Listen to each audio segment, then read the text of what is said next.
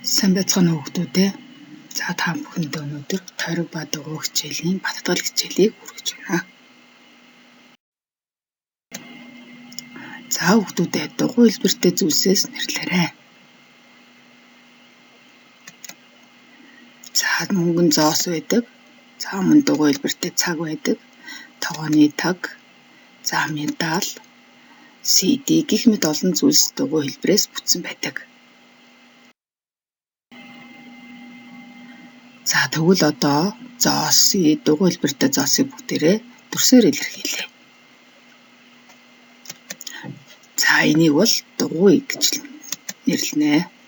Харин дугуйг тойруулаад зурсан зураасыг тойрог гэж нэрлэнэ. Тэгвэл дугуй болон тойрог нь ялгаатай байх нэ.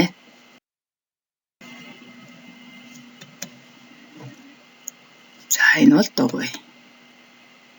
За дугуйн хагас нь бол энэ болно. Хагас нь за 4 хуваасны 1 болох нэгтэй тэнцвэрнэ.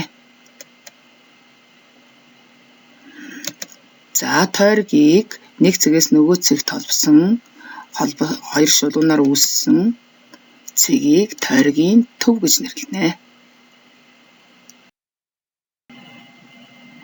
За тойргийн гадна дотор тойрог дээр орших цэгүүдийг нэрлэн бичье. За сайтар ажиглаарай хүүхдүүдээ.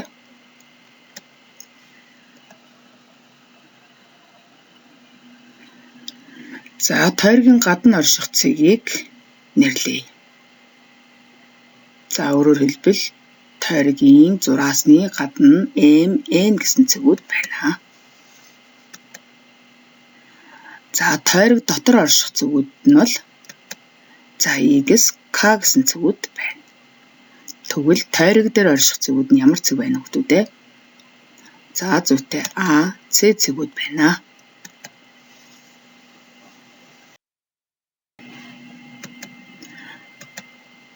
За тойргийн төв O, тойрог дээр N цэгийг холбосон энэ зураасыг радиус гэж нэрлэдэг байгаа. За мөн тойргийн төв тойргийн нэг цэгээс нөгөө цэгийг тойргийн төвийг дайруулан татсан шулууныг диаметр гэж нэрлэнэ. За диаметрт радиус нь 2 удаа багтана.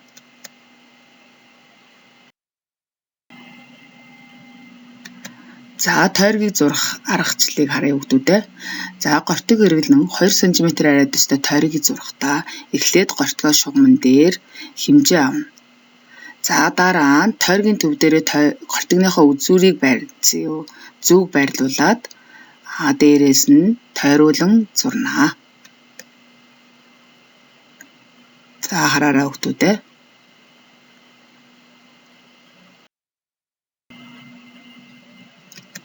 За өгсөн радиустай тойргийг зураарай. 2 см, 4 см, 3 см, 5 см радиустай тойргийг дэвтэртээ гортиг ашиглан зураарай.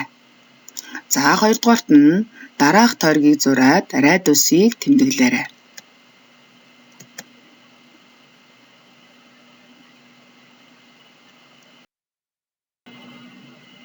За 3 дугаарт нь дараах тойргийг зураад диаметрийг зураарай.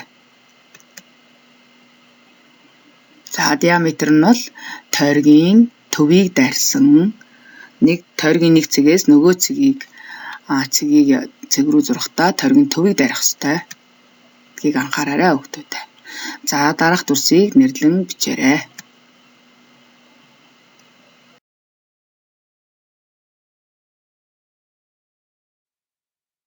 За гэртээ дараах бодлогыг бодоод багштай илгээгээрэй. За энэ бодлогын хариу нь бас багш нь тэмдэглэсэн байгаа шүү.